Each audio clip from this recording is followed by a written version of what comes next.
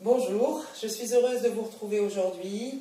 Je suis Frédérique Simoulin, énergéticienne et coach en développement personnel. Aujourd'hui, cette vidéo, c'est une vidéo que je n'aurais pas imaginé tourner même au printemps. J'ai essayé de passer entre les gouttes, mais je vois que ce port du masque est plus que omniprésent, fait partie de notre quotidien, donc je déborde d'émotions, et donc pour faire cette vidéo, je vais essayer d'être pragmatique et factuelle. Je vais la diviser en deux temps. Je vais choisir, donc j'ai pris un support pour être le moins possible dans l'émotion. Ce support, c'est la bioélectronique de Vincent, c'est un ouvrage qui est très intéressant.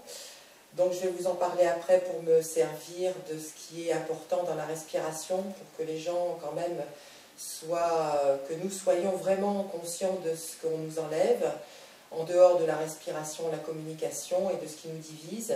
Et en deuxième temps, je vais mettre plein de liens sous la vidéo et je vous les présenterai pour que vous puissiez nourrir vos curiosités, et en nourrissant ces curiosités de choses qu'on a à découvrir ou qu'on découvrira encore, ça permet à chacun de nous d'avoir un libre arbitre et de partir sur en ayant des connaissances, de partir sur des raisonnements, on va dire. C'est assez en écho en fait avec la vidéo que j'ai faite, je me souviens, entre la colère et la révolte, pour argumenter et pour étayer, pour avoir du répondant, même si nos communications en ce moment sont assez coupées. Donc, pour aborder ce chapitre ce premier chapitre sur cette vidéo, donc la bioélectronique de Vincent, c'est un monsieur Louis-Claude Vincent, qui dans les années 50-60 a élaboré un test pour le bien de la santé. Ce monsieur était ingénieur en eau, dans les eaux, et il a fait une étude très intéressante et élaboré une méthode de soins qui est branchée sur la biodynamie. Donc là, si vous êtes intéressé, je mettrai les références et vous pourrez voir de quoi il s'agit. C'est assez pointu et c'est intéressant. Et surtout, sur cet ouvrage, il attache un point fondamental sur cette notion de la santé qui passe par 4 voies fondamentales, bien sûr. C'est respirer, se nourrir, boire et dormir. Je le fais un peu dans le désordre, puisque c'est respirer, boire, manger et dormir. Et qu'il est attaché aussi, et qu'il va parler des rapports cosmiques, lunaires, enfin ça se rapproche aussi de la biodynamie, de ces courants, donc d'énergétique, dont je parle sans arrêt. Et j'ai pris son livre parce que il a une petite phrase que j'aime bien, pour bien souligner le fait que l'air c'est très très important, parce que bien sûr, si on manque d'air, on suffoque, et si on manque d'eau, on a soif, si on manque de nourriture, on a faim, et si on manque de sommeil, si on a besoin de dormir, on éprouve de la fatigue, et tous ces vecteurs-là sont des points d'alerte pour la santé. Et ce qui est surtout très important, c'est même énorme, c'est quand il signale par rapport à ses recherches que, par exemple, nous parlons bien des masques, hein, j'insiste sur le chapitre que j'ai sélectionné dans son ouvrage, c'est l'air et la respiration. Donc, par manque d'air, on arrive à l'asphyxie, bien sûr, et sans air, accrochez-vous, le décès se fait en 2 à 3 minutes. Je continue. Par manque d'eau, donc la déshydratation, sans eau, le décès se fait en 3 à 6 jours. Par manque de repos, par surmenage, sans repos ni sommeil, le décès se fait en 8 à 15 jours. Comme quoi le sommeil c'est quand même capital. Imaginons, on ne dort pas pendant 8 ou 15 jours, suivant les sujets, on peut mourir. Et puis par manque de nourriture causant l'amaigrissement, ou donc sans nourriture, le décès se fait en 2 à 4 semaines. Cette échelle risque de décès, moi je l'ai trouvée intéressante. Et donc, surtout, quand on voit bien ce qui est dit sur le manque d'air de 2 à 3 minutes. Alors bien sûr, sur tout ce qui va étayer ce chapitre 4, et c'est sur la nécessité d'avoir un air sain, puisque bon, l'air c'est pas rien, il arrive dans les poumons, il va distribuer l'oxygène dans le sang, qui va alimenter toutes les fonctionnalités de l'organisme. Donc si on nous met dans un état de suffocation permanent et perpétuel, je ne pense pas que cela puisse nous aider concernant nos défenses immunitaires et ce cycle que chaque organisme, en fonction des terrains différents des gens, puisse avoir pour se régénérer. Donc je termine la parenthèse à ce sujet. Ça, c'était donc pour souligner sur le plan de la santé quelles pouvaient être les répercussions négatives de masques abusivement utilisés sans tenir compte du terrain de chacun et de solutions qui peuvent être apportées. J'ai aujourd'hui des conseils à donner, puisque aussi on va rentrer dans la saison de l'automne, et l'automne, bon, c'est pas un clin d'œil, l'automne c'est la saison du poumon et du gros intestin, le gros intestin étant notre deuxième cerveau, donc il va y avoir certainement du boulot. Et donc, ce que je pourrais vous donner comme coutume d'hygiène et en service pratique, c'est se nettoyer le nez dès que vous sentez un écoulement, parce qu'à force d'avoir ces masques et tout ça, c'est un oxygène qui... ça ne correspond pas à une ventilation normale concernant l'apport en ions de ce qu'est l'air environnant, s'il est sain bien sûr. Donc ce que je vous conseille, c'est de vous nettoyer le nez matin et soir avec des dosettes d'eau physiologique, d'accord? Ce qui est bien aussi, si vous sentez que vous avez des écoulements et des encombrements bronchiques, c'est d'utiliser des inhalations, donc le petit inhalateur ou un bol, une serviette, mais enfin c'est pratique hein, quand même l'inhalateur, avec ces gouttes que je trouve très bien, parce que c'est toujours le laboratoire Fabre, hein, j'aime beaucoup ce laboratoire Pierre Fabre, c'est des gouttes qui s'appellent Aromasol.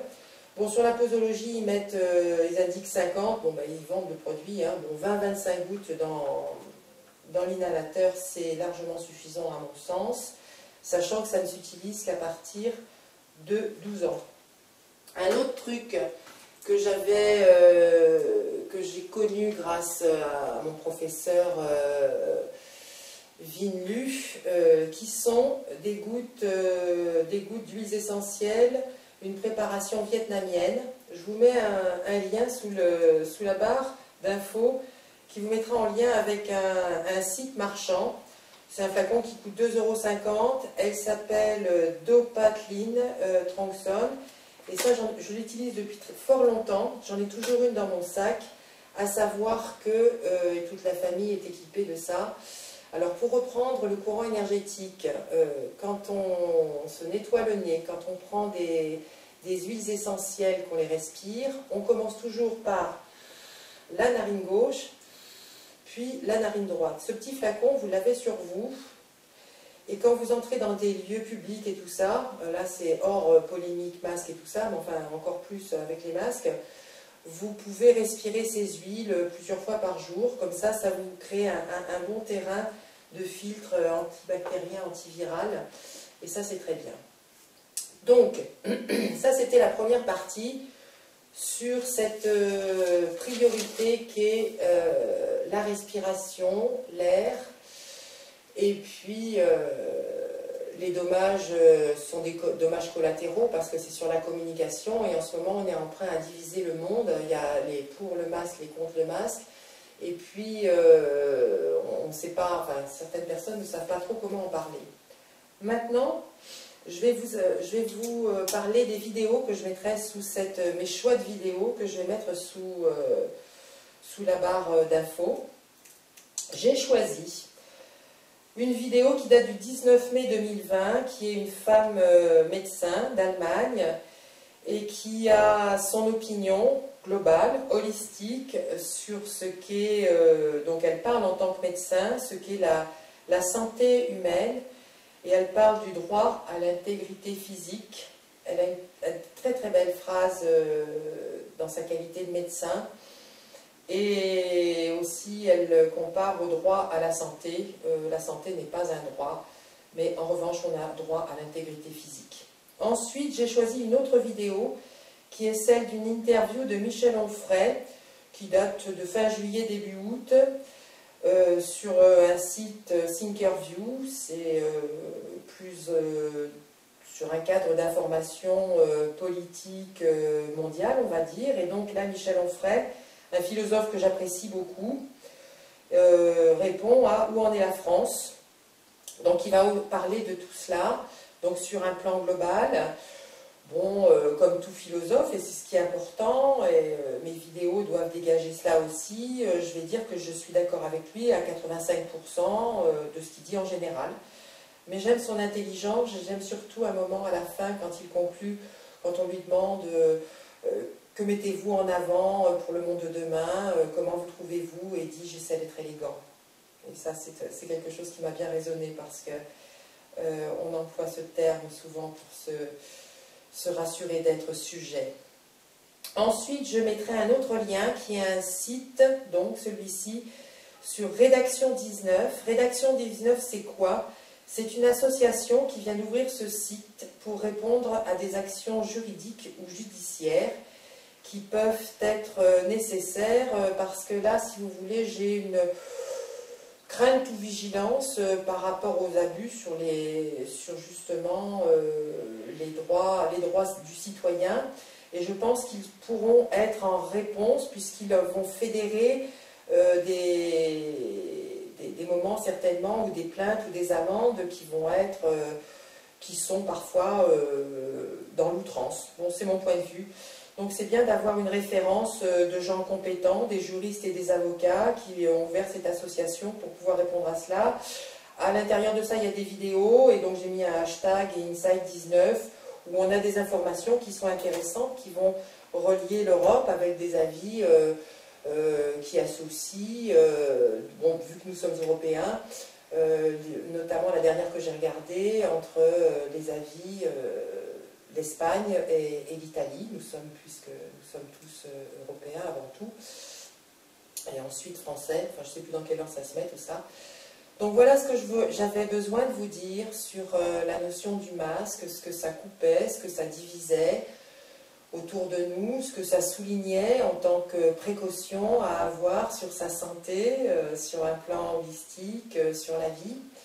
Je vais préparer une rentrée en vous annonçant quelques nouvelles qui, j'espère, pour vous seront bonnes. Pour moi, ça fait partie d'un projet intéressant. Sur ce tumulte de division, je vais ouvrir des consultations en ce début de rentrée gratuite, et je vais les ouvrir sur un réseau, je vais faire des consultations par Skype, je le décrirai plus tard, ou des Meet Gmail, nous verrons cela.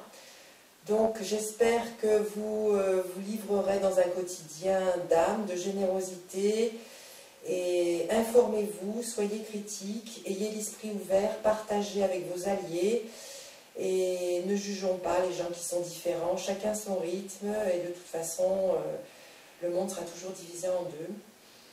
Respectons-nous, et quelque part je vais dire, laissons passer cette année 2020 avec la résistance et l'élégance que nous pourrons avoir tous les uns les autres, et à partager. Je vous dis à bientôt, je vous embrasse très fort. Au revoir.